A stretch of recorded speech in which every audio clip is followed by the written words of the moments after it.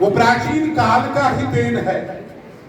और प्राचीन काल में जो वेदों का काल है, उन वेद के काल में जो संपूर्णता थी, उन संपूर्णता को लाने का प्रयास राष्ट्रीय शिक्षा नीति की ओर लाया गया है।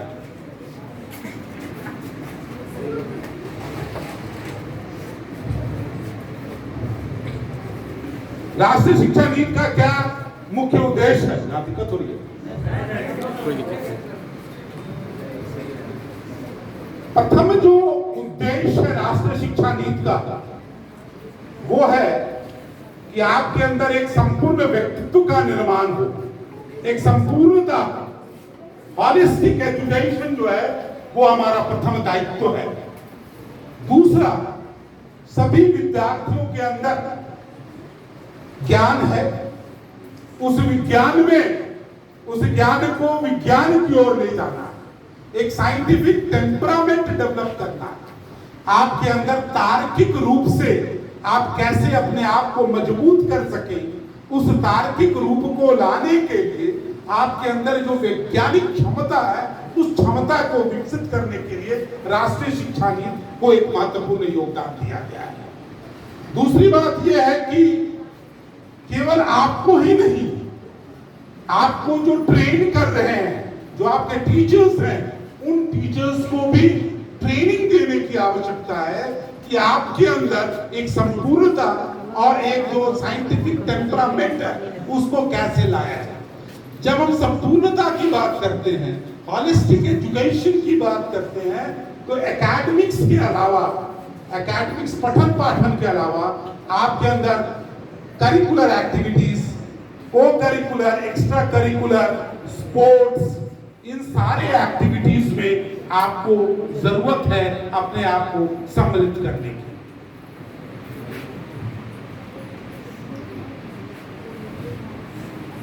जैसे मैंने कहा कि जब हम नेशनल एजुकेशन पॉलिसी की जब चर्चा कर रहे हैं, तो फ्लेक्सिबिलिटी होनी चाहिए। आप यहां पर आ जाइए, आपको दिक्कत होगी या कुर्सी लगा। फ्लेक्सिबिलिटी होनी चाहिए। जो विद्यार्थी हैं उनको कोई दबाव नहीं देना है कि आपने यही पढ़ना है। आपको जो भी पढ़ने की आवश्यकता है वो पढ़ाने की जिम्मेवारी महाविद्यालय को। तो पहले आप ये सोचते, पहले हम लोग ये करते थे कि नहीं, ये ऑनर्स का विद्यार्थी, उसको ये पढ़ना है। आपको जो भी पढ़ने की इच्छा है वो फ्लेक्सिबिलिटी होनी चाहिए। आपको अगर खेल कूद में रुचि है और अगर आप उसमें अच्छा कर रहे हैं, तो ये मेरी जिम्मेवारी है कि आपको उस क्षेत्र में आपको ऊपर ले जाने की। आप सांस्कृतिक गतिविधियों में आगे हैं तो आपको उस क्षेत्र में आगे ले जाने की। अगर कोई ऐसा नहीं है कि मैं साइंस का विद्यार्थी हूं तो मैं काफी अपने आप को इंटेलिजेंट हूं, और जो आर्ट्स का स्टूडेंट है वो सोचता है कि मैं थोड़ा सा कमजोर हूं, ऐसी कोई बात नहीं। सभी समान है। आर्ट्स, कॉमर्स, साइंस, जो स्पोर्ट्स में है, जो एक्स्ट्रा करिकुलर एक्टिविटीज कर रहे हैं, जो कल्चरल एक्टिविटीज कर रहे हैं, ये सभी एक तरह है। और उनके अंदर एक फ्लेक्सिबिलिटी होनी चाहिए कि हमने करना क्या है, और जो करना चाह रहे हैं वो कराने की जिम्मेवारी महाविद्यालय का। इसलिए flexibility so that learners can choose their learning trajectories. Equal promotion, जैसे मैंने कहा, art, science, physical education, extra curricular activity, आपको जो भी इच्छा है वो सभी आप ले सकते हैं। सबों को समान आपको देने की आवश्यकता है। समानता सब में होनी चाहिए। ये नहीं कि तुम यही केवल करो, ये नहीं करो, या ये नहीं कराऊंगा, ऐसा नहीं। तो इन सारी चीजों को जो भी विद्यार्थी चाह रहा है उसे वो करने की, देने की जिम्मेवारी स्टूडेंट्स पर भी है और कॉलेज एडमिनिस्ट्रेशन पर भी है। तो फ्लेक्सिबिलिटी होनी चाहिए, इक्वल प्रमोशन होना चाहिए कि साइंस, आर्ट्स, ये नहीं कि साइंस के बच्चों को ज्यादा तवज्जो मिल रही है, आर्ट्स के स्टूडेंट्स को ऐसा नहीं है। सभी को बराबर तवज्जो की जरूरत है, सभी एक समान उनकी विकास होने की आवश्यकता है। दूसरा क्या है कि मल्टी डिसिप्लिनरी अप्रोच है। ये मल्टी डिसिप्लिनरी भी चीज बड़ा विचित्र है। अभी तक आप केवल हिस्ट्री पढ़ रहे होंगे, या बायोलॉजी वाले जो स्टूडेंट्स वो सोचते होंगे बायोलॉजी ही जीवन है, हिस्ट्री वाले सोचते होंगे मैं हिस्ट्री का हूं तो मुझे साइंस की क्या जरूरत पड़ेगी, ऐसा कुछ नहीं।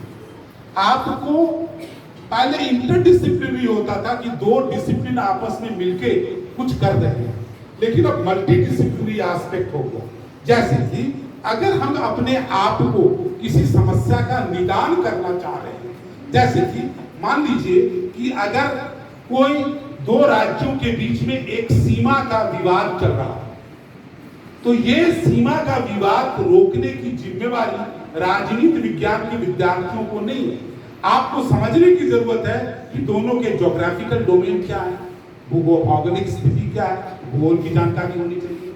दोनों के बीच में कल्चरल क्या है, आपके जो वहां पर लोग रह रहे हैं उनकी ट्रेडिशन क्या है, बोलचाल की भाषा क्या है, तो और सामाजिक परिवेश क्या है, तो आपको सोशियोलॉजी और एंथ्रोपोलॉजी की जानकारी होनी चाहिए।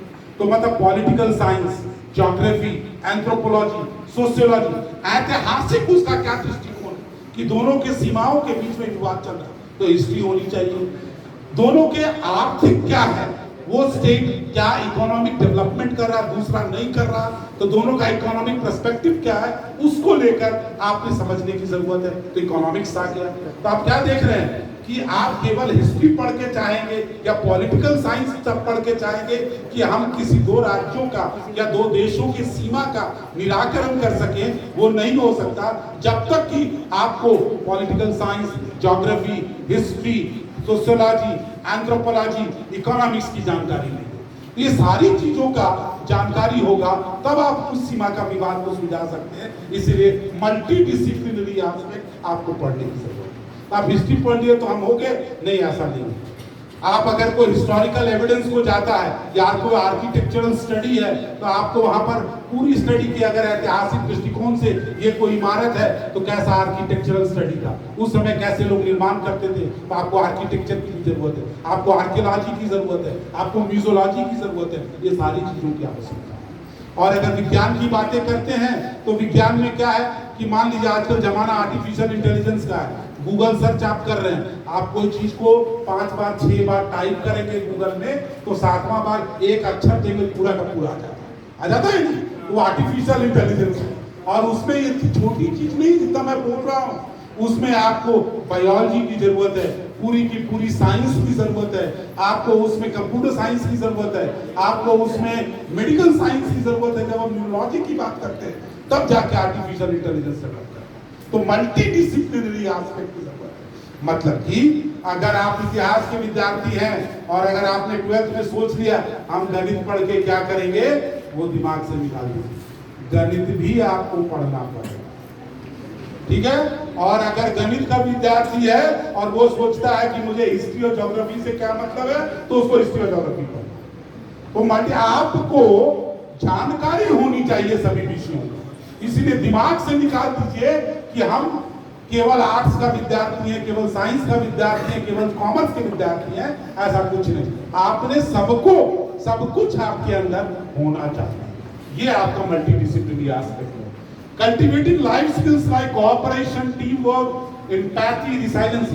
अभी जैसे मैंने कहा कि अगर आप कुछ कर रहे हैं, आपके अंदर संपूर्णता कैसे आएगी, तो आपको टीम वर्क की तरह काम करने की जरूरत है, एक ग्रुप के साथ काम करने की जरूरत है।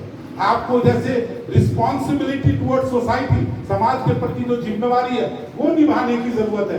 तब आपको आवश्यकता है कि टीम वर्क के तहत काम करें, ग्रुप्स के तहत काम करें, जिससे कि आपका जो कार्य का जो उत्पादकता होगा वो काफी फ्रूटफुल हो सके। Regular formative assessment for learning rather than the existing summative assessment. अब ये एक इंपॉर्टेंट चीज है। अभी तक आप लोग परीक्षा देते आ रहे हैं, परीक्षा नाम की चीज ही नहीं है। इंटरनल परीक्षा ही नहीं, जो मैं बार बार कहते आ रहा हूं, वो फॉर्मेटिव असेसमेंट है। मतलब कि आपको कॉलेज आ रहे 30 नंबर का मान लो आंतरिक परीक्षा है, तो लिखित परीक्षा 20 नंबर की ली जाए, और 10 नंबर क्या है, आपकी उपस्थिति है, आप सांस्कृतिक कार्यक्रम में क्या पार्टिसिपेट कर रहे हैं, आप स्पोर्ट्स में क्या कर रहे हैं, आप सोशल रिस्पॉन्सिबिलिटी क्या कर रहे हैं, आपका डिसिप्लिन कैसा है, ये 10 नंबर का है। तो मतलब क्या है कि अगर आप 20 में लिखित रूप में 8 नंबर 9 नंबर ले आए और उधर 10 में 10 ले आए, तो 9 10 19 हो गया, 30 में 19 हो गया। तो केवल लिखित परीक्षा के बेसिस पर आपकी असेसमेंट नहीं होगी। उस 30 नंबर को 2 भागों में बांटा गया। एक भाग लिखित परीक्षा का, दूसरा कि आपका ओवरऑल आपकी परफॉर्मेंस क्या है।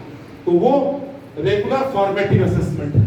आपको लगातार एक बार नहीं परीक्षा होना, लगातार आपकी असेसमेंट हो रही है कि आप क्या क्या कार्य कर रहे हैं, उस बेसिस पर आपकी असेसमेंट हो रही है।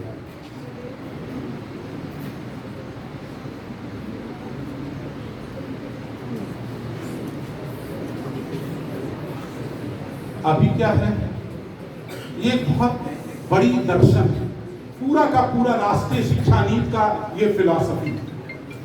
क्या फिलॉसफी है? Learning how to learn.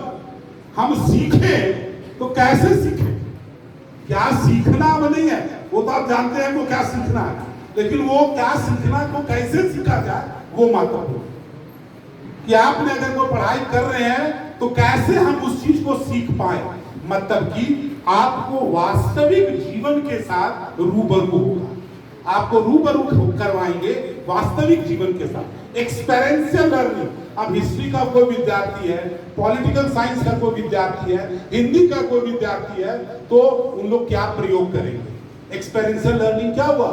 तो वो एक्सपेरियंशियल लर्निंग वास्तविक जीवन के साथ आप कैसे जोड़ सकते हैं? मतलब कि अगर कोई हिंदी का विद्यार्थी है तो दिनकर का जीवन कैसा था, वो कहाँ रहते थे, किस परिवेश में रहते थे, उनका क्या जीवन शैली था, इन सारी चीजों की जानकारी आप कैसे करेंगे? फील्ड वर्क में जाकर, वहां पर जाकर, वहां समझ कर। तो आपको एक्सपेरियंशियल लर्निंग की जरूरत है। तो आपको जब तक आप वास्तविक जीवन के साथ नहीं जुड़ेंगे, जब तक आप उन समस्याओं को देखेंगे नहीं। अब कोई मैथमेटिक्स का टीचर आता है, ब्लैक बोर्ड पे लिख देता है x + y = 10।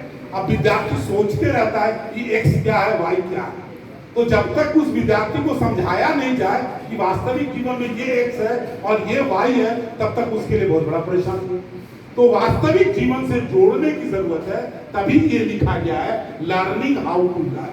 जब तक आप वास्तविक जीवन से नहीं जुड़ेंगे, तब तक आप क्या सीख रहे हैं वो आपको भी मुश्किल होगा। तो कैसे सीखें, वो सिखाने की जिम्मेवारी आपके शिक्षक को। तो ये बेसिक फिलॉसफी है लर्निंग हाउ टू लर्न।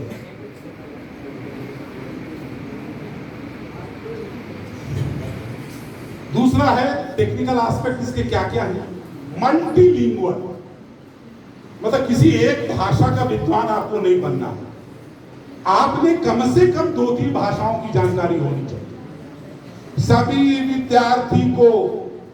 विद्यार्थी को हिंदी और अंग्रेजी तो पढ़ना ही है। अंग्रेजी हमको नहीं आता है तो हम अंग्रेजी नहीं पढ़ेंगे, ऐसा नहीं। अंग्रेजी भी पढ़ना है और हिंदी भी पढ़ना है, और दोनों समान तरीके से पढ़ना है।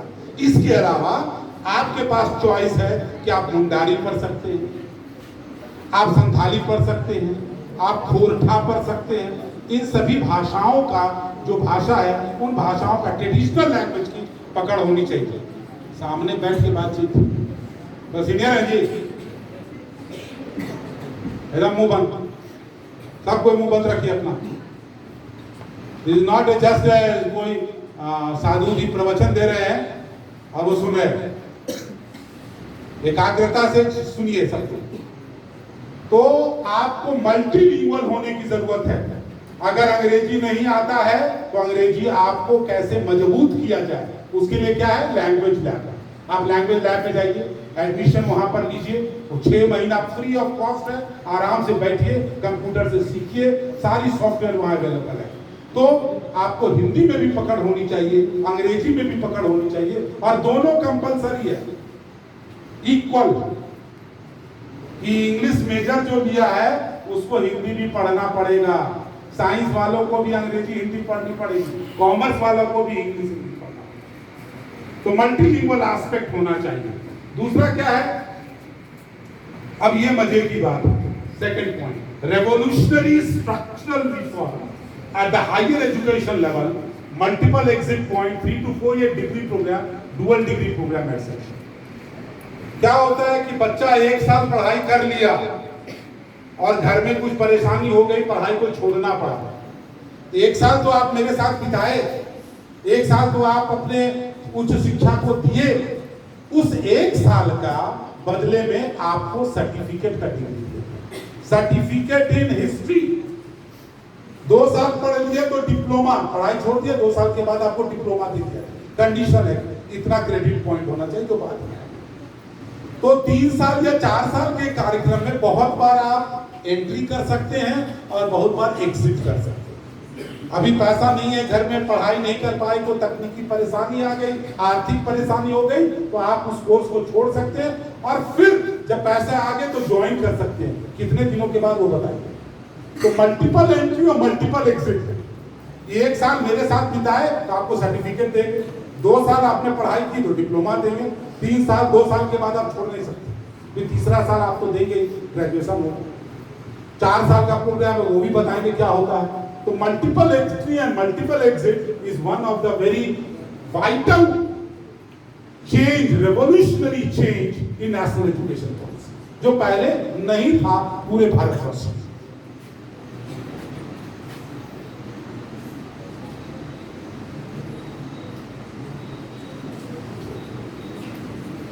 जैसे मैंने कहा कि सभी विद्यार्थियों को कंप्यूटर्स की जानकारी होनी चाहिए।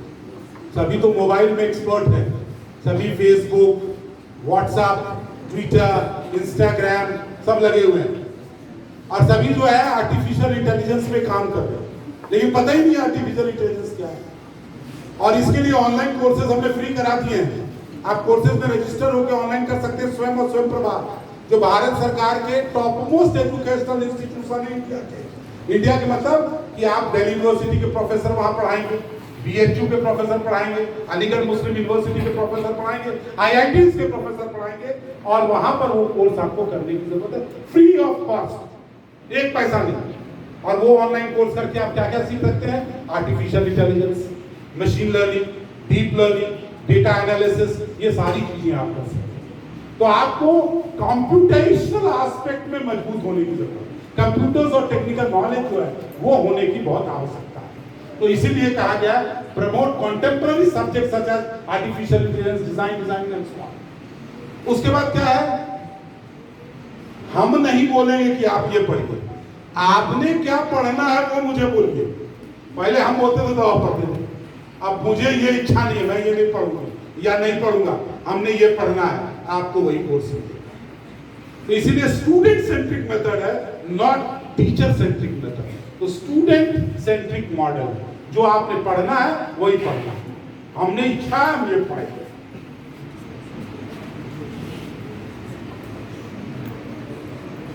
अब क्या है, इतनी सारी चीजों को करने की जरूरत है। अगर नहीं है तो दूसरे जगह जाके पढ़ने की जरूरत है। जैसे क्लस्टर बन गया, जैसे गिरिडीह है ये जिला, कोई जरूरी नहीं कि आदर्श कॉलेज में सारी चीजें, हो सकता है गिरिडीह कॉलेज में हो या हो सकता है आरके महिला कॉलेज में हो या वो दोनों जगह में नहीं हो, आदर्श कॉलेज में हो। तो वहां से टीचर आपके पास आएंगे, अगर वो चीज नहीं है वो पढ़ाएंगे। और अगर गिरिडीह जिला में नहीं है तो बगल के जिला हजारीबाग से टीचर आपके पास आएंगे और उन चीजों को पढ़ाएंगे। तो क्लस्टर ऑफ हायर एजुकेशन, ये नहीं कि हमारे पास ये नहीं है और बच्चा चाह रहा पढ़ने के लिए, तो फिर वो व्यवस्था कॉलेज को कराना है और दूसरे कॉलेज से टीचर आके आपको वहां पढ़ाए, ये व्यवस्था की गई। तो आपके पास और क्या क्या सभी कॉलेजेस में होनी चाहिए और जिस पर हम लोग प्रयासरत हैं वो क्या क्या है। सभी जगह पे कम से कम लैंग्वेज के सभी होनी चाहिए। हमारे यहाँ हिंदी है, इंग्लिश है, उर्दू है, फिलॉसफी है, संस्कृत नहीं है, जो कोशिश कर रहे हैं संस्कृत शुरू होगा, और अगर नहीं है तो गिरिडीह से आ जाए। तो लिटरेचर, म्यूजिक हमारे पास आर्ट क्लब है, फिलॉसफी है, इंडोलॉजी है, study of the Indian heritage and culture, art, dance, theatre, education, mathematics, statistics, pure and applied sciences, sociology, economics, sports, translation and interpretation और अदर सब्जेक्ट्स। इतनी सारी चीजों की जानकारी आपको होनी चाहिए। आप ऐसा नहीं है कि हमने केवल पढ़ लिए और हमको स्पोर्ट्स नहीं आता या हमको कल्चरल एक्टिविटी नहीं आना, आपने पार्टिसिपेट करना है और वो सुविधा हमने आपको देनी है, ये करने की जरूरत है। तो हम लोग इन चीजों को जो अवेलेबल नहीं है, बच्चे चाह रहे हैं और उनकी संख्या अगर 10 या 10 से ज्यादा है तो हम उन चीजों को यहाँ पर ला सकते हैं, उन चीजों को यहाँ पर ला सकते हैं। और ये लाने की जिम्मेवारी कॉलेज की है कि वो प्रोफेसर्स को वहां पर लाएं। अगर गिरिडीह में है तो गिरिडीह के टीचर आपको पढ़ाएंगे, हजारीबाग में तो हजारीबाग से टीचर आके पढ़ाएंगे, लेकिन पढ़ाएंगे तब। ये क्लस्टरिंग ऑफ एजुकेशन सिस्टम।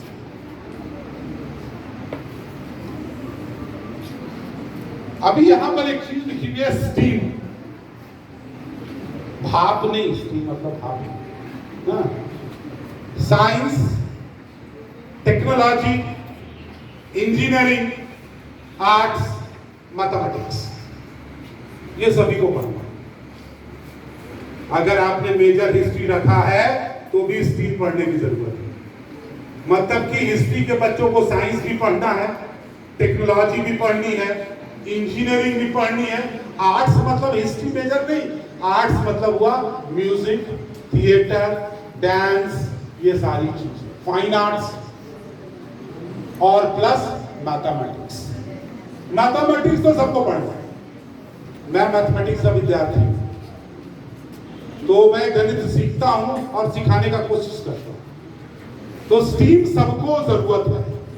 तो steam education national education policy का बात है, और कैसे हम जो वास्तविक जीवन की समस्या है उन समस्याओं को हम कैसे सुलझाएं। हम ऐसी शिक्षा अपने विद्यार्थी को दे जो वास्तविक जीवन की समस्या को सुलझा सके। आप गांव में रहते होंगे बहुत सारे, तो एक बार हाथ उठा दो कि कौन लोग पूर्ण रूप से गांव में रहते हैं। बहुत बड़ी संख्या है, विशेष करके लड़कियां देखो, केवल गांव की संख्या। हाँ वेरी गुड, लड़के भी है, मान लिया। ओके, तो गांव में क्या आपने देखा? आपने गांव में देखा होगा ना, लोग कहते हैं कि मुखिया जी हैं, वो मुखिया जी ने जो इलेक्शन लड़ गया, आप शांति बनाइए। क्या हुआ, कोई प्रॉब्लम है क्या पीछे? कोई प्रॉब्लम है पीछे? देखो क्या प्रॉब्लम है। आप लोग बैठे रहिए सब। बड़ी प्रॉब्लम पीछे। अगर वो बच्चे सो रहे हैं तो उनको उठा के बाहर फेंक दीजिए। आप ही लोगों को बोला जा रहा है जो पीछे हैं, सर को ऊपर कीजिए, तीनों को खड़ा रहो सब था।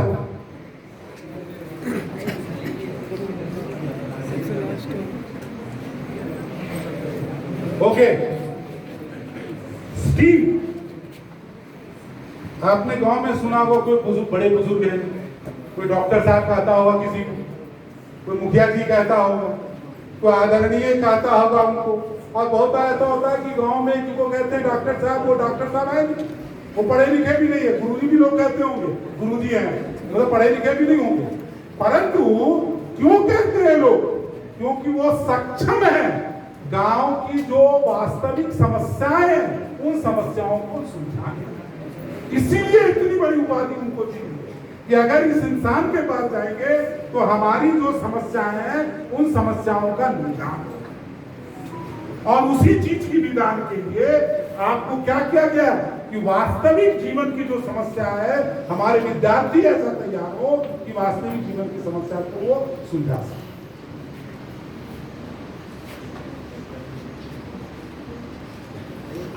अब क्या है, इंटर्नशिप अपॉर्चुनिटी। प्रत्येक विद्यार्थी को 6 महीना, चाहे वो इतिहास का विद्यार्थी हो, चाहे हिंदी का विद्यार्थी हो, चाहे विज्ञान का विद्यार्थी हो, चाहे कॉमर्स का विद्यार्थी हो, पूरा सेमेस्टर इंडस्ट्री जाने का जरूरत है। उद्योग, एकेडमिया इंडस्ट्री कोलैबोरेशन। अगर आप उद्योगों में जाते हैं तब आपको समझ में आएगी कि रियल प्रॉब्लम क्या है। अकाउंट्स का विद्यार्थी जाएगा तो उस इंडस्ट्री में जाके वो देखेगा कि अकाउंटिंग कैसे होता है।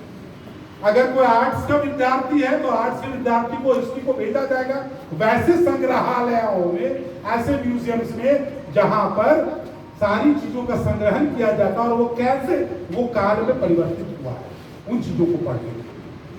इंडस्ट्री में जा रहे हैं तो वो टेक्नोलॉजी और साइंस को सीखेंगे, इंजीनियरिंग को सीखेंगे। तो सभी विद्यार्थियों को 6 महीने का इंटर्नशिप मैंडेटरी है।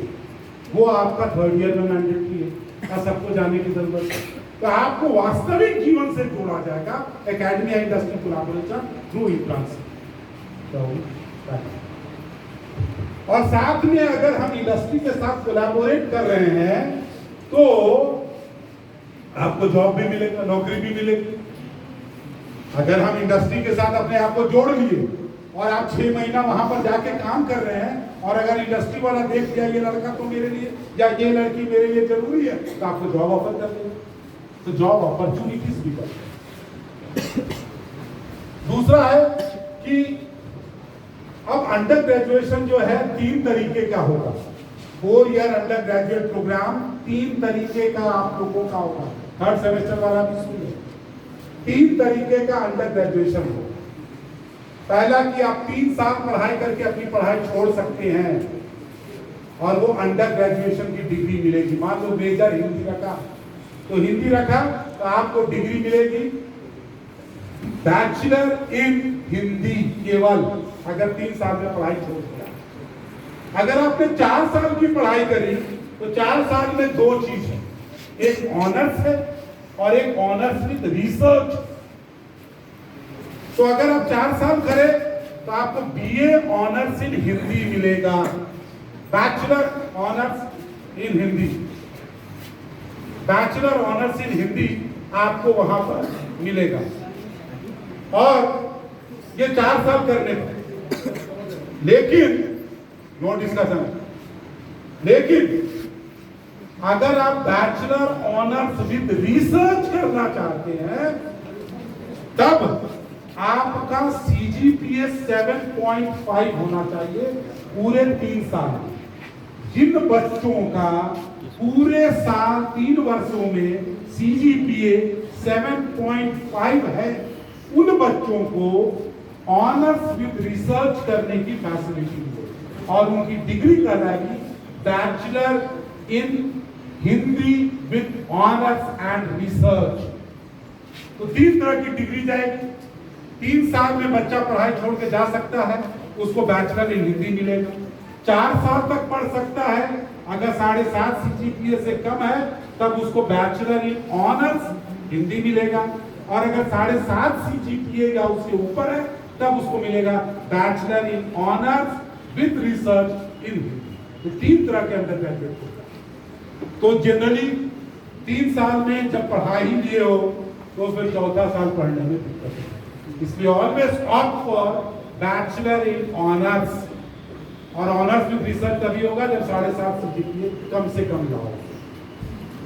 और आपका जो रिसर्च अगर मिल गया bachelor in honours with research 7.5 CGPA तो पूरा का पूरा जो 1 साल रिसर्च का है वो आपका प्रोजेक्ट बेस्ड काम है, पूरा रिसर्च प्रोजेक्ट बेस्ड वर्क है, उस पे करने की जरूरत है।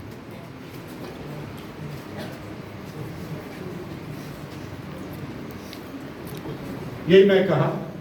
अब क्या मल्टीपल एंट्री एंड एग्जिट है। अगर कोई बच्चा 2 सेमेस्टर पढ़ लिया है, 1 साल के बाद पढ़ाई छोड़ना चाहेगा तो उसको सर्टिफिकेट कोर्स मिलेगा, सर्टिफिकेट इन हिंदी।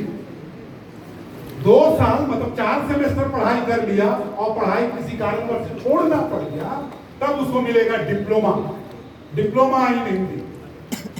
और बैचलर डिग्री मैंने कहा कि 8 सेमेस्टर का होगा जो कि ऑनर्स या ऑनर्स विद रिसर्च होगा।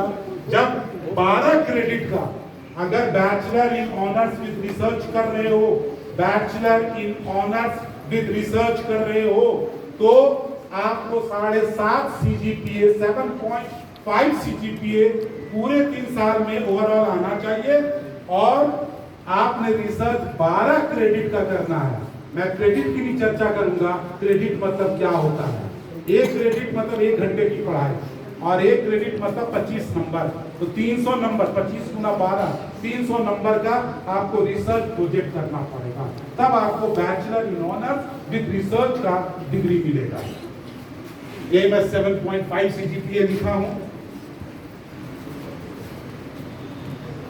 CGPA of 7.5, bachelors degree in honours with research. Is it okay? Okay. ये मूवमेंट तो नहीं है, स्क्रीन टचिंग पीडीएफ लेना। हाँ, ओके, अब मास्टर्स डिग्री 4 साल का ग्रेजुएशन कर लिया। अब मास्टर्स डिग्री जो है वो भी 2 तरीके का है। जिन बच्चों ने ग्रेजुएशन 3 साल कर लिया वो 2 साल का पीजी करना पड़ेगा, और जिन बच्चों ने 4 साल का अंडर ग्रेजुएशन किया उसको पीजी 1 साल का करेगा। तो 4 साल का अगर आप अंडर ग्रेजुएशन करते हैं तो 1 साल का पोस्ट ग्रेजुएशन करने की जरूरत है। Is it okay? तो पोस्ट ग्रेजुएशन इस तरीके से कर सकते हैं। अब देखिए ये है, किसी भी बच्चे को 1 साल की पढ़ाई के बाद किसी कारणवश पढ़ाई छोड़ना पड़ गया तो उसको सर्टिफिकेट का कोर्स मिलेगा, सब्जेक्ट टू द कंडीशन कि कम से कम 40 क्रेडिट वो पढ़ा हो, 40 क्रेडिट की पढ़ाई या परीक्षा दिया हो, तब उसको मिलेगा सर्टिफिकेट कोर्स। हर सेमेस्टर 20 क्रेडिट का है, तो 2 सेमेस्टर किया, 1 साल की पढ़ाई, तो वो पढ़ाई छोड़ देना चाहता है और 1 साल में 40 क्रेडिट का एग्जाम वो देना चाहिए और पास करना चाहिए, तब सर्टिफिकेट मिलेगा। 2 साल का करा डिप्लोमा, 4 सेमेस्टर की पढ़ाई उसने करी और 4 साल की पढ़ाई के बाद मतलब 80 क्रेडिट का परीक्षा देना चाहिए। 80 क्रेडिट, 72 क्रेडिट कम से कम चाहिए, 80 क्रेडिट का पढ़ाई होना चाहिए। 3 साल का 120 क्रेडिट, 3 साल में पढ़ाई छोड़ देंगे, कम से कम 108 क्रेडिट पास होना चाहिए। 108 से 120 क्रेडिट आपको अर्न करेंगे तब आपको डिग्री मिलेगा। ऑनर्स तभी मिलेंगे या रिसर्च मिलेंगे जब 160 क्रेडिट, 4 साल की पढ़ाई, 20 80 160, वो दांत निकाल रहे हो ना। तो अगर दांत निकालने का शौक है तो मैं भी निकाल सकता हूं। जरा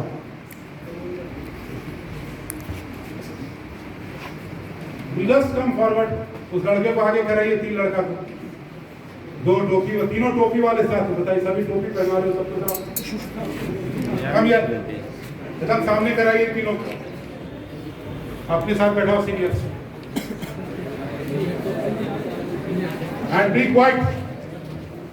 इनको अपने साथ बैठाइए, आपको समझाइए थोड़ा प्रेम से। चलिए let us come to the point. तो अगर आपने सर्टिफिकेट 1 साल बाद पढ़ाई छोड़ दी है तो 20 क्रेडिट की पढ़ाई होनी चाहिए। डिप्लोमा चाहिए 40 क्रेडिट, 20 क्रेडिट 40 क्रेडिट चाहिए सर्टिफिकेट के लिए। डिप्लोमा के लिए 80 क्रेडिट, बैचलर डिग्री 3 साल में पढ़ाई छोड़ दिए हैं तो आपको 120 क्रेडिट और ऑनर्स विद रिसर्च 160 क्रेडिट।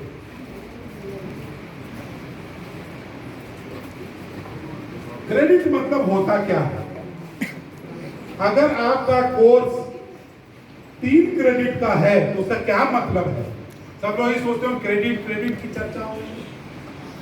तो अगर 3 क्रेडिट का कोर्स है तो 1 क्रेडिट 1 घंटे का होता है, मतलब कि पढ़ाई 50 मिनट की नहीं होगी, 1 घंटे की पढ़ाई होगी।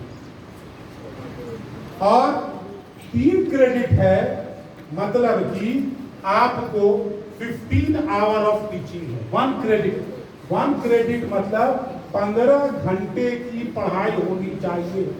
15 घंटा मतलब पूरे 6 महीने में, 4 महीने। तो अगर 3 क्रेडिट है मतलब कि 15 या 45 घंटे की पढ़ाई होनी चाहिए पूरे 3 महीने। अगर 4 क्रेडिट है, मेजर और माइनर 4 क्रेडिट का होता है, तो 4 क्रेडिट मतलब 60 घंटा, 60 घंटे का पढ़ाई पूरा 4 महीना में होना। तो इस तरह से 4 महीने में हमने आपको क्रेडिट की पढ़ाई करनी। 1 क्रेडिट मतलब 15 घंटे की पढ़ाई, 2 क्रेडिट मतलब 30 घंटे का, 3 क्रेडिट मतलब 45 घंटा का, 4 क्रेडिट मतलब 15 चौके 60 घंटा। तो पूरे सेमेस्टर में 60 घंटे की पढ़ाई होगी तब जाके वो कोर्स खत्म होगा। और ये 1 घंटे का पढ़ाई होगा। और प्रैक्टिकल क्या है? 2 गुना। अगर 1 क्रेडिट का कोई प्रैक्टिकल कोर्स है मतलब कि 30 घंटा का लैब, 2 गुना 15 दूनी 30। तो साइंस का विद्यार्थी और ज्योग्राफी का विद्यार्थी इस चीज का ख्याल रखिएगा कि अगर प्रैक्टिकल 2 क्रेडिट का है मतलब कि आपका जो पढ़ाई होगा वो टोटल कितना होगा? 60 घंटा। क्योंकि एक क्रेडिट और प्रैक्टिकल 30 घंटा होता है, तो 2 क्रेडिट 60 घंटे, तो जस्ट डबल। तो 30 आवर्स ऑफ प्रैक्टिकल जो होता है वो प्रैक्टिकल्स का। तो जनरली 15 सप्ताह मिलते हैं हम लोगों को एक सेमेस्टर में, 4 महीना, और 15 सप्ताह में 60, अगर 4 क्रेडिट है तो 60 घंटा पढ़ाना है, मतलब हर सप्ताह 4 घंटा, मतलब कि सप्ताह में 4 दिन, तब जाके कंप्लीट होगा 15 चौके 60। तो हर सप्ताह 4 घंटा मेजर के लिए, हर सप्ताह 4 घंटे माइनर के लिए, तब जाके कोर्स खत्म। क्लियर है? क्रेडिट मतलब कोई डाउट इसमें है तो पूछ सकते हैं। क्रेडिट मतलब 1 घंटे का होगा टाइम टेबल, और 1 क्रेडिट मतलब 15 घंटा। अब ये चीज का और डिटेल होगा, टैबुलर फॉर्म है आप लोगों के लिए। फर्स्ट सेमेस्टर पूरा है ये टोटल 8 सेमेस्टर का। फर्स्ट सेमेस्टर क्या क्या करेंगे वो देख लेंगे, ये नेक्स्ट स्लाइड में और क्लियर होगा। फर्स्ट सेमेस्टर में सभी विद्यार्थियों को मेजर करना है 4 क्रेडिट का, सभी स्टूडेंट्स का मेजर होगा 4 क्रेडिट का, मतलब 60 घंटा। सभी माइनर होंगे 4 घंटे, 4 क्रेडिट का 60 घंटा माइनर पढ़ना है, 60 घंटा मेजर पढ़ना है। 3 घंटा है मल्टी डिसिप्लिनरी कोर्स। भाई बताएंगे कौन कौन सा कोर्स मल्टी डिसिप्लिनरी आप रख सकते हैं। तो 3 क्रेडिट मल्टी डिसिप्लिनरी सबको पढ़ना होगा, मतलब 45 घंटा एक सेमेस्टर में मल्टी डिसिप्लिनरी कोर्स। उसके बाद 2 घंटा जो होगा वो होगा एबिलिटी इनहांसमेंट कोर्स। ये एबिलिटी इनहांसमेंट कोर्स के बारे में हम डिस्कस करेंगे, ठीक है। इसमें बेसिकली लैंग्वेज है अंग्रेजी और हिंदी, तो 2 क्रेडिट आपको इंग्लिश और हिंदी पढ़ना पड़ेगा फर्स्ट और सेकंड सेमेस्टर। उसका 3 क्रेडिट का आपका स्किल इनहांसमेंट कोर्स, ये भी बताएंगे कौन कौन सा कोर्स स्किल इनहांसमेंट है। और वोकेशनल वैल्यू एडेड कोर्स एक करना पड़ेगा, 2 करना पड़ेगा, 4 क्रेडिट का, 2 क्रेडिट का 2 कोर्स 4 क्रेडिट का, तो टोटल आपका 20 क्रेडिट है फर्स्ट सेमेस्टर। इसका और डिटेल नेक्स्ट स्लाइड में आएगा, वो फर्स्ट सेमेस्टर का अलग से बताएंगे और सेकंड सेमेस्टर का अलग से बताएंगे। तो आपने 20 क्रेडिट करना, 7 कोर्स 7 कोर्सेज आपने फर्स्ट सेमेस्टर में करना है। कौन कौन? 1 मेजर, 1 माइनर, 1 मल्टीडिसिप्लिनरी, 1 आपने करना है एबिलिटी इनहांसमेंट कोर्स, 1 है स्किल इनहांसमेंट कोर्स, और 2 जो आपका वैल्यू एडेड कोर्स 2 क्रेडिट का। तो 7 कोर्सेज आपने फर्स्ट सेमेस्टर में करना है। क्या क्या कोर्सेज है इस पे आपको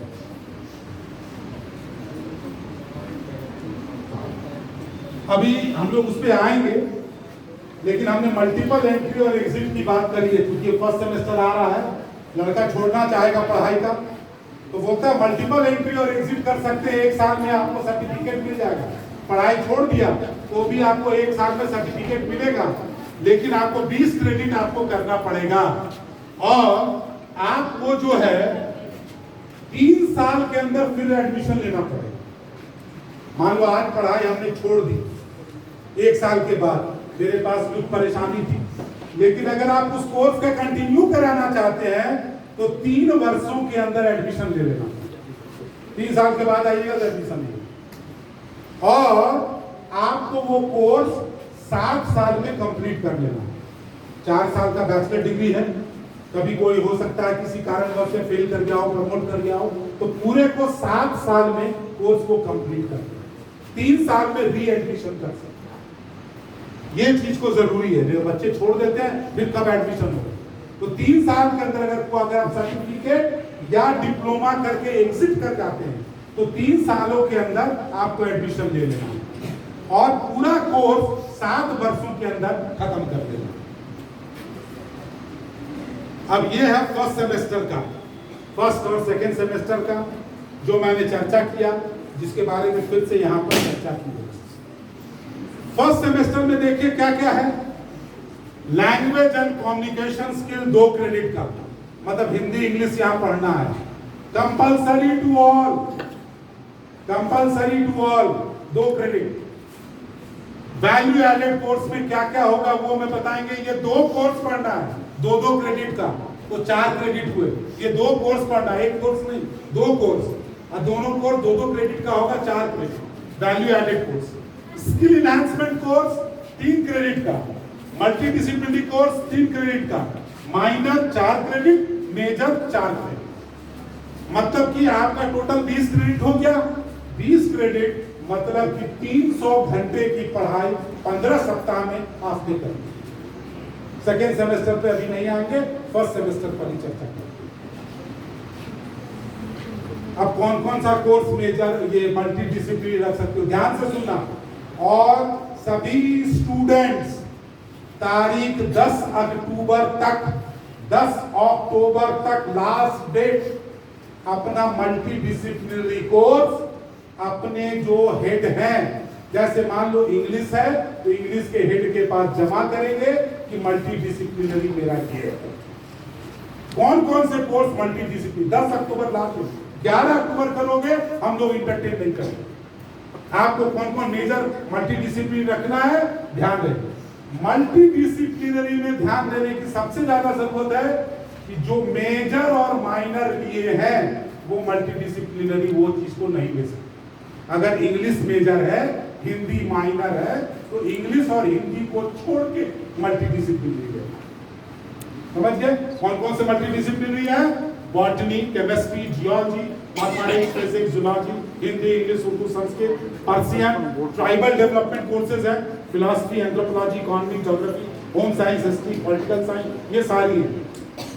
ये टोटल 30 कोर्सेज मल्टीडिसिप्लिनरी है जो फर्स्ट, सेकंड और थर्ड सेमेस्टर में ही केवल मल्टीडिसिप्लिनरी है। थर्ड सेमेस्टर वाले भी बच्चे, first, second and third semester 10 अक्टूबर लास्ट डेट है अपने अपने हेड को जमा करने के लिए कि हम कौन सा मल्टीडिसिप्लिनरी लेंगे।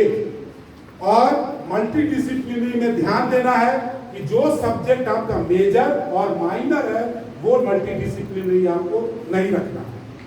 क्लियर है? दिस इज अबाउट मल्टीडिसिप्लिनरी और ये वेबसाइट पर डिस्प्ले हो जाएगा, चिंता नहीं करना।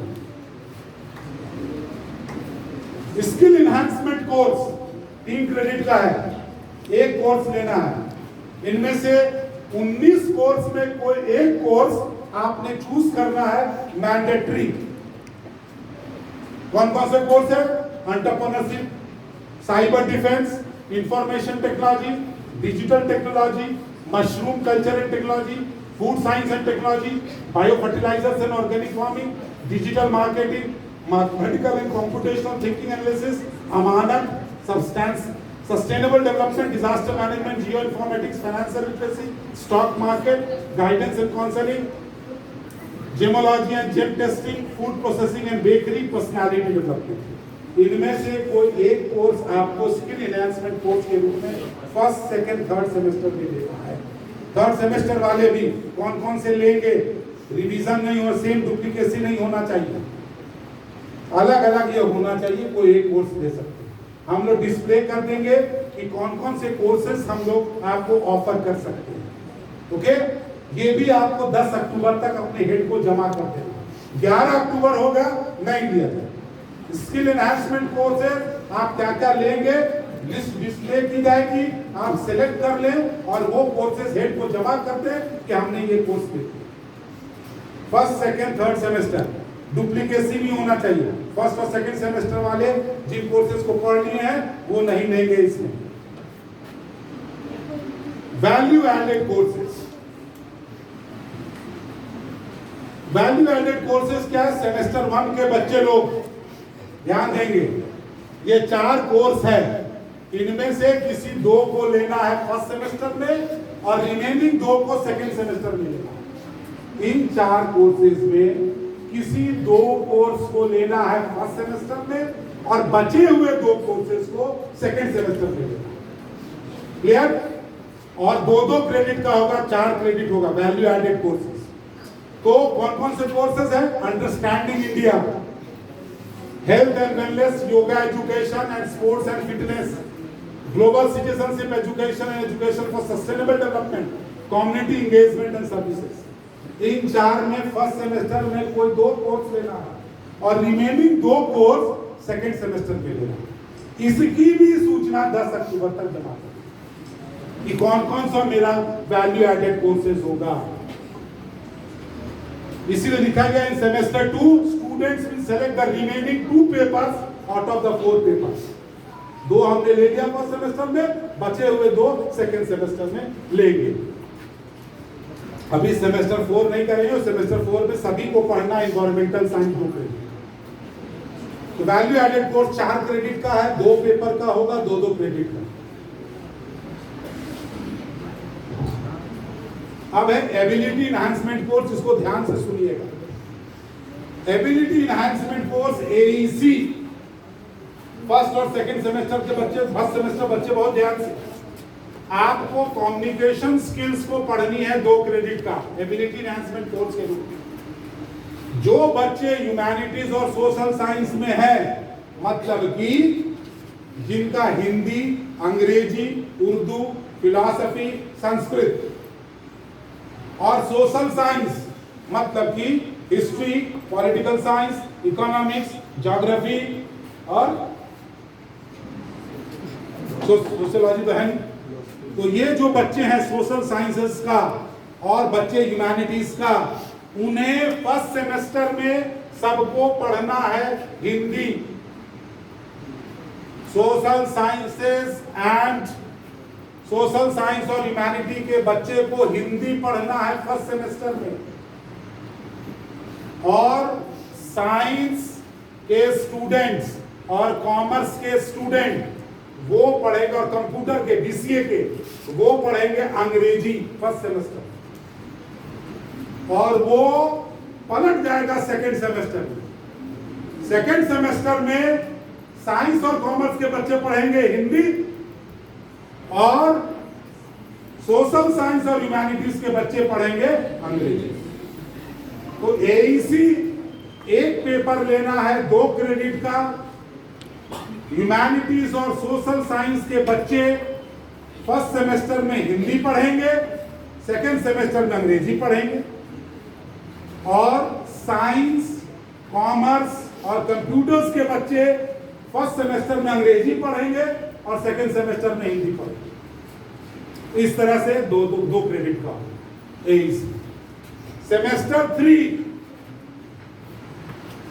3 के जो बच्चे हैं उन्हें हिंदी, अंग्रेजी, उर्दू यहाँ पढ़ाई होगी, वो पढ़ने की जरूरत है। हिंदी, इंग्लिश, उर्दू, खोरठा, संताली या कुड़माली, सेमेस्टर 3 वाले। तो Hindi, English, Urdu offered here. तो सेमेस्टर 3 भी अपना ये सभी, ये जरूरी नहीं है सेमेस्टर 3 के बच्चे अपने हेड को देंगे कि सेमेस्टर 3 में हम क्या पढ़ना चाहते हैं, हिंदी, इंग्लिश या उर्दू, और वो 10 अक्टूबर तक। तो 10 October is the last date to submit कि आपका वैल्यू एडेड कोर्सेज क्या होगा, स्किल एनहांसमेंट कोर्स क्या होगा, मल्टीडिसिप्लिनरी कोर्स क्या होगा, एबिलिटी एनहांसमेंट कोर्स क्या होगा। ये सभी 10 अक्टूबर तक अपने अपने हेड्स को जमा कर देंगे कि हमने पढ़ना क्या है। अब देखिए परीक्षा की बात आ जाए, आप लोग का अक्सर कंट्रोलर ऑफ एग्जामिनेशंस के पास जाना पड़ेगा। डॉक्टर अनिल बर्नवाल हम लोगों के कंट्रोलर ऑफ एग्जामिनेशंस हैं, फिजिक्स के हेड। एनएसएस के हमने बात करा था, डॉक्टर वीरेंद्र प्रताप हैं।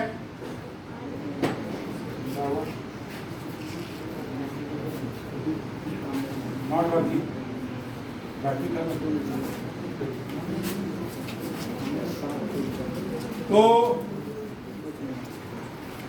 एनएसएस के और केमिस्ट्री के हेड हैं डॉक्टर वीरेंद्र प्रताप जी। तो आपको वहां पर जाना, उधर साउंड कम कर, तो आपने उन लोगों से संपर्क करने की आवश्यकता है। एग्जामिनेशन से क्या है कि कोर कोर्सेज आपके मेजर होंगे। 3 ईयर यूजी क्रेडिट में आपको 60 मेजर क्रेडिट लेना। सभी बच्चे ध्यान दें, जितने फर्स्ट और थर्ड सेमेस्टर के बच्चे हैं वो ABC कर लें, एकेडमिक बैंक क्रेडिट। अगर नहीं करेंगे तो रिजल्ट नहीं। आप लोग सभी डिजी लॉकर का नाम सुने? सभी डिजी लॉकर में रजिस्टर हो जाए, और सभी लोग ABC में क्रेडिट, ABC में रजिस्टर हो जाए। और स्टूडेंट्स सभी को होना मैंडेटरी है, नहीं तो पास करिएगा आपको डिग्री सर्टिफिकेट नहीं मिलेगा, फर्स्ट ईयर का रिजल्ट नहीं पता चलेगा। तो वो सब उसमें जमा हो जाए, जैसे ही खोलेंगे ना तो पूरा जमा निकलेगा, इतना आपने कर लिया। तो एबीसी में रजिस्ट्रेशन होना जरूरी है। घर जाइए, कल तक मोबाइल में फेसबुक मत देखिए, केवल यही देखिए एबीसी कहाँ है। डिजी लॉकर खोलिए, रजिस्टर होइए, एबीसी रजिस्टर होइए। उसके लिए अगर जरूरत पड़ेगा तो हम लोग स्पेशल क्लास ले लेंगे एबीसी में कर, या फिर अपने वेबसाइट में वीडियो डाल देंगे कैसे आप कर सकते हैं रजिस्टर। ओके, तो आपने जो मेजर कोर्स है 60 क्रेडिट का कोर्स होगा 3 साल में पूरा, और 4 साल में 80 क्रेडिट। और इस तरीके से अगर आप देखेंगे माइनर 32 क्रेडिट का 4 साल में, 4 साल में 24 क्रेडिट, टोटल 160 क्रेडिट है आपको। टोटल 160 क्रेडिट की परीक्षा होगी 4 साल का, और 3 साल में 120 क्रेडिट।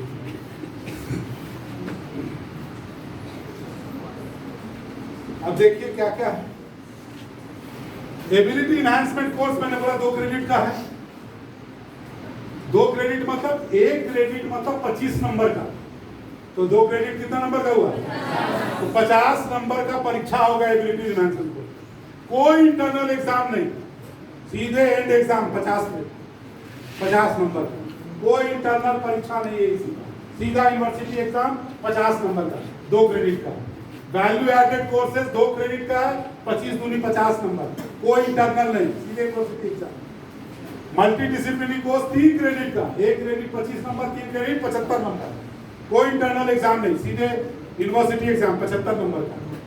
माइनर कोर्स जो आपने लिया 4 क्रेडिट का है, मतलब 25 तक 100 नंबर, 100 नंबर में 25 नंबर इंटरनल असेसमेंट होगा और 75 नंबर यूनिवर्सिटी एग्जाम।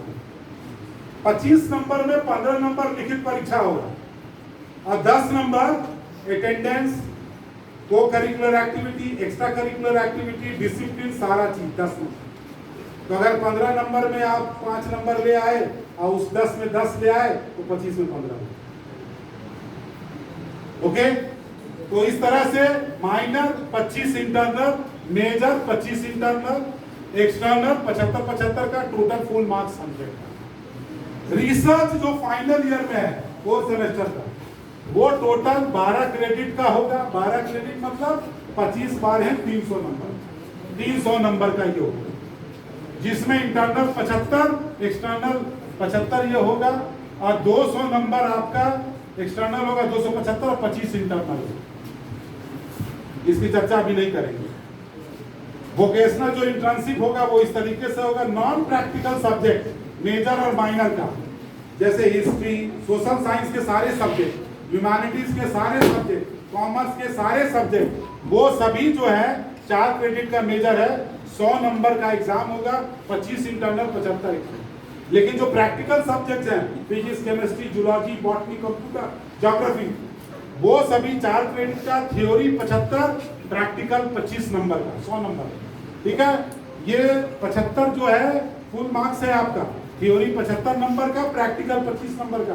साइंस के विद्यार्थी ध्यान दीजिएगा, ज्योग्राफी का कि आपको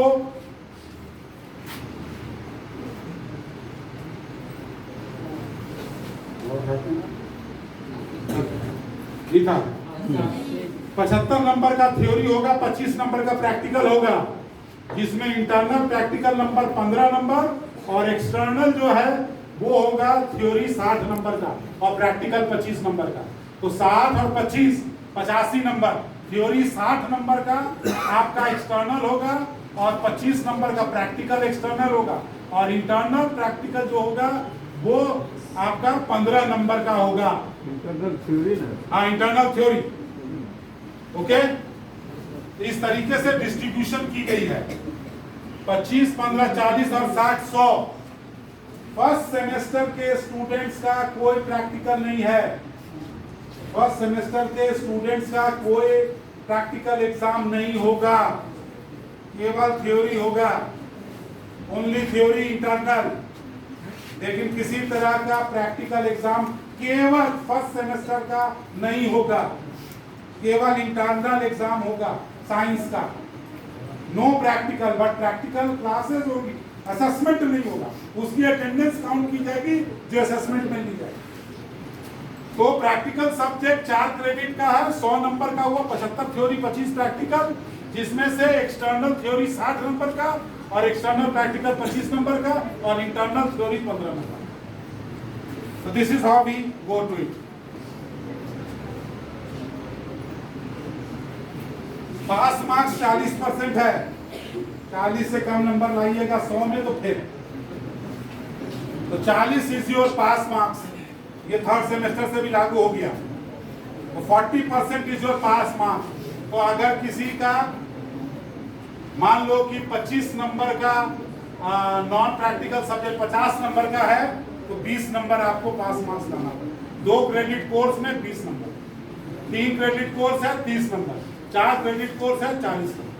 और प्रैक्टिकल में पास होने के लिए जरूरी है 30 नंबर आना, 75 नंबर। तो this is what the pass marks is. Third semester इसका अलग से हम लोग करेंगे, क्योंकि यहाँ आ गए हैं वो भी 20 क्रेडिट का होगा। अब से आप लोग का 20 क्रेडिट की पढ़ाई, इसमें से मेजर 4 क्रेडिट, 2 मेजर हैं, 2 मेजर हैं और 1 माइनर है। 2 मेजर लेना पड़ेगा और 1 माइनर लेना पड़ेगा, 12 क्रेडिट। एक मल्टी डिसिप्लिनरी, एक स्किल इनहांसमेंट और एक लैंग्वेज 2 क्रेडिट। तो 20 क्रेडिट का है थर्ड सेमेस्टर का।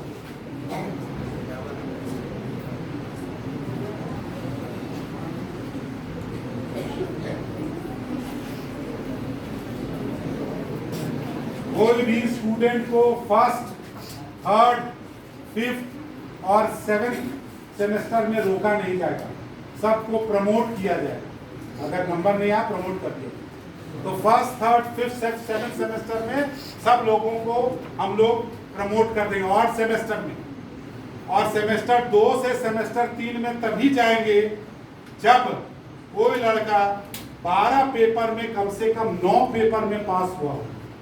75% पेपर में पास होना चाहिए, तब सेकेंड से थर्ड सेमेस्टर में जाएगा, या 4 से 5th में जाएगा, या 6 से 7 में जाएगा। तो अगर आपको प्रमोशन होने की जरूरत है या दूसरे सेमेस्टर में जाने की जरूरत है, तब आपको 75% पेपर में पास होने की जरूरत है। मतलब कि अगर आपके पास 12 पेपर है तो 9 पेपर में पास होंगे तभी आपको प्रमोशन दी जाएगी, अदरवाइज नॉट। और उसी तरीके से सेमेस्टर 4 से सेमेस्टर 5, 2 से 3 में तभी जाएंगे, सेमेस्टर 2 से सेमेस्टर 3 में तभी जाएंगे जब आप 75% पेपर्स में पास हुए हो। और सेमेस्टर 4 से 5th में तभी जाएंगे जब 24 में 18 पेपर में पास हो, एंड सो ऑन।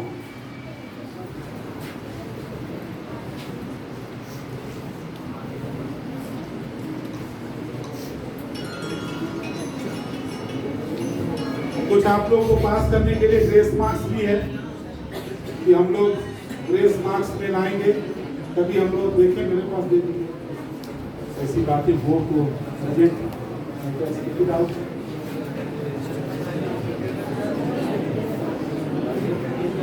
हाँ ओके, डिस्ट्रैक्ट होने की जरूरत नहीं है। फिर पूछते रह जाइएगा यूनिवर्सिटी और कॉलेज में तो आपको बताने वाला कोई नहीं मिलेगा। You have to be very careful here। कितना नंबर पास होना है, कब प्रमोट होंगे, तो पूछते रहेंगे आप लोगों से, क्लर्क से नहीं बता पाएंगे। Therefore this is being organized। Grace marks, grace केवल थ्योरी पेपर में मिलेगा, प्रैक्टिकल में नहीं। और थ्योरी में ज्यादा से ज्यादा 5 नंबर का ग्रेस नंबर मिलेगा। फेल हो रहे हैं 40 पास मार्क है, पेपर में 35 नंबर आया, 5 नंबर ग्रेस मार्क हो गए, पास करते हो। प्रैक्टिकल में कोई ग्रेस मार्क्स नहीं है। और वो सभी जो है यूनिवर्सिटी से नहीं होगा, वो कॉलेज से ही होगा। इधर यूनिवर्सिटी अप्लाई किया, यूनिवर्सिटी वाला ग्रेस नंबर दिया नहीं, ग्रेस नंबर यही से किया, 5 नंबर आपको मिलेगा और तो भी पास किया। तो हम लोग 160 क्रेडिट का लेंगे, आपको दोनों चीज मिलेगा, सीजीपीए भी मिलेगा, परसेंटेज भी मिलेगा, दोनों चीज आपको अवार्ड की जाएगी। और बहुत सारा एड ऑन कोर्सेज आप कर सकते हैं, सर्टिफिकेट, डिप्लोमा, स्वयं प्रभा कोर्सेज से बहुत सारे कोर्सेज को आप कर सकते हैं। और वो सभी कोर्सेज यूनिवर्सिटी में एसीबी में, एबीसी में रजिस्टर होगा। इसके अलावा जो कोर्सेज है इसके अलावा जो सर्टिफिकेट और डिप्लोमा ऑनलाइन करना चाहते हैं वो सभी इसमें क्रेडिट हो जाएगा, अगर स्वयं प्रभा से करते हैं तब, अन्यथा नहीं, उसकी परीक्षा होती है। ये हुआ आपका ग्रेड शीट। आपको ओ ग्रेड मतलब कि 10 है और आपका आउटस्टैंडिंग है, फर्स्ट क्लास में डिस्टिंक्शन। ए प्लस ग्रेड मतलब 9 ग्रेड पॉइंट है, एक्सेलेंट है, फर्स्ट क्लास में डिस्टिंक्शन। तो ये सभी ग्रेड है, ओ ए प्लस ए, बी प्लस बी, सी, बी पास हो गए, एफ हो गया फेल और ए बी मतलब एब्सेंट। तो अगर 40% से कम नंबर है या एब्सेंट है तो आपको फेल डिक्लेयर किया जाएगा। सेकेंड मतलब कि अगर आपको यहाँ से 40% से लेकर आपको 60% से कम है तब आप सेकेंड क्लास है। फर्स्ट क्लास है 60 to 75% से कम। डिस्टिंक्शन मतलब 75% टू अबव। तो ये डिस्टिंक्शन है, ये सभी लेटर्स है।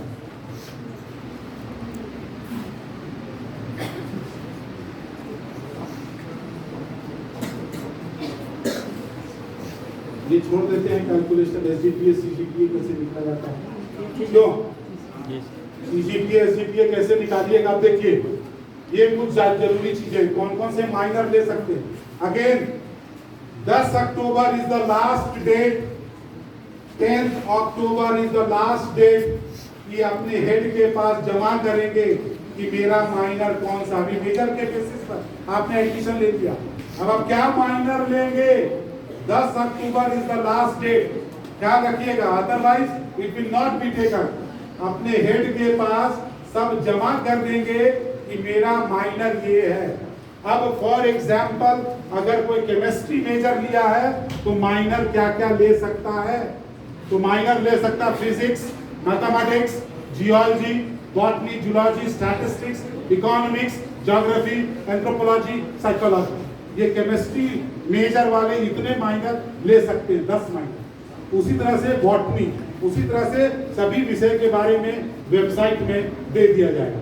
मैथमेटिक्स वाले जिनका मेजर मैथमेटिक्स है, वो है मैथमेटिक्स वाला, हाँ जुड़ाव, यस एक लड़की दिखी, हाँ इधर भी, वेरी गुड।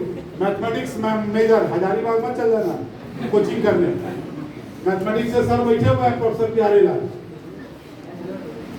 तो मैथमेटिक्स वाले फिजिक्स, केमिस्ट्री, जियोलॉजी, स्टैटिस्टिक्स और कोई भी सब्जेक्ट आर्ट्स स्ट्रीम का ले सकता है, ये इतना माइनर ले सकते। 10 अक्टूबर लास्ट डेट है माइनर देने का। जो बच्चे नहीं देंगे उन्हें फिर हम लोग एग्जामिनेशन में अपीयर किसी सूरत में नहीं होंगे।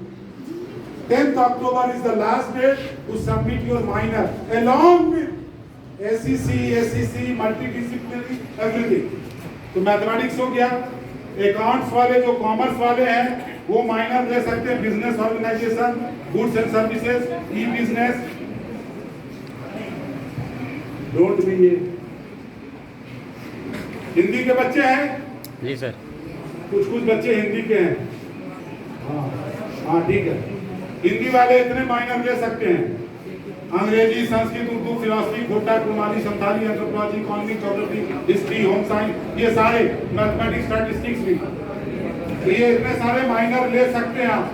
ये सभी वेबसाइट में कल तक लगा दिया जाएगा। आप वेबसाइट में जाके देख सकते हैं कि मेरा कौन कौन सा माइनर है, इससे परेशान होने की जरूरत नहीं। स्टैटिस्टिक्स जो है वो सभी सोशल साइंस और ह्यूमैनिटीज में माइनर स्टैटिस्टिक्स के रूप में। जितने सोशल साइंस और ह्यूमैनिटीज का सब्जेक्ट है सब में स्टैटिस्टिक्स माइनर है। जिनको सांख्यिकी पढ़ना है, ह्यूमैनिटीज और सोशल साइंस माइनर ले सकते हैं। उसी तरह से अंग्रेजी, संस्कृत सबका माइनर है। मैं सबको नहीं बोलूंगा कि किसका किसका कौन सा माइनर है। ये सभी political science, psychology, sociology. And we had a very long session.